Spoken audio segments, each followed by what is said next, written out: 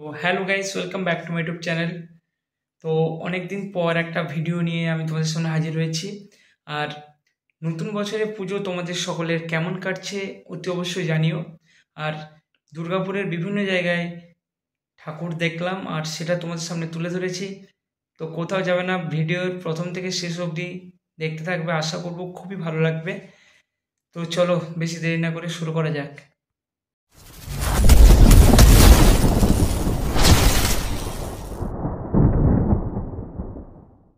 দুর্গাপুরের দুর্গাপুজো এক অপূর্ব উৎসব, যা প্রতি বছর হাজার মানুষের মনের আনন্দের সঞ্চার করে। এই দুর্গাপুরের প্রতিটি প্যান্ডেলে সাজানো হয় রঙিন আলোর খেলা, যা শিল্পীদের হাতে তৈরি প্রতিমাগুলি যেন জীবন্ত হয়ে ওঠে। তাই আজকে আমি তোমাদেরকে দেখাবো দুর্গাপুরের অগ্রণীতে, যা এবছর ৫৮তম বর্ষ। এত সুন্দর প্যান্ডেলের মাধ্যমে আমাদের পুজোর মণ্ডপ ফুটিয়ে তুলেছে। প্যান্ডেলের কারুকার্যটা এত সুন্দর, যা প্রতিটি দর্শনার্থীর মনকে আকর্ষণ করে তোলে। গত বছরের মতো এবছরও ২০২৫-এ দুর্গাপুরের অগ্রণীতে এক নতুন থিমের মাধ্যমে মণ্ডপ সজ্জা ফুটিয়ে তুলেছে। অ্যাকচুয়ালি থাইল্যান্ডের যে অরুণ টেম্পল নীল রং ব্যবহার করা হয়ে থাকে, যা শান্ত ও নির্মল পরিবেশ তৈরি করে, কিন্তু আমাদের এই মন্দিরের প্যান্ডেলের কাপড়টি ব্রাউন কালারে করা হয়েছে। তো ভিতরে দেখতে পাচ্ছ কত দর্শনার্থীর ভিড়। চারিদিক দূর দূরান্ত থেকে আগত প্রচুর দর্শনার্থী এসছে এই থিমের মজা নিতে। তো আস্তে আস্তে ভিতরের দিকে গেলাম, আর চারিদিকে এত সুন্দর শিল্পীর কারুকার্য, যেটা আপনার মনকে আকর্ষণ করবে। মন্দিরের প্রধান অংশ যেমন প্যান্ডেলের উঁচু অংশ এবং প্রতিটি গায়ে যে নকশা করা এবং স্থাপত্যের দিকে আমাদের প্রতিটি দর্শকের মনোযোগ আকর্ষণ করছে।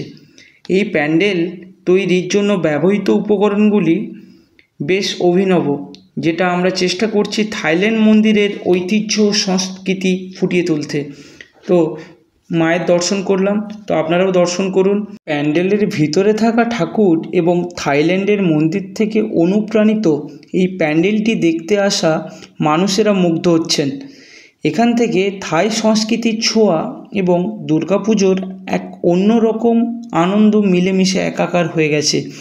তাই আসুন এবছর এই অপূর্ব থাই অনুপ্রাণিত প্যান্ডেলটি উপভোগ করুন এবং দুর্গাপুজোর আনন্দে সকলে মেতে উঠুন।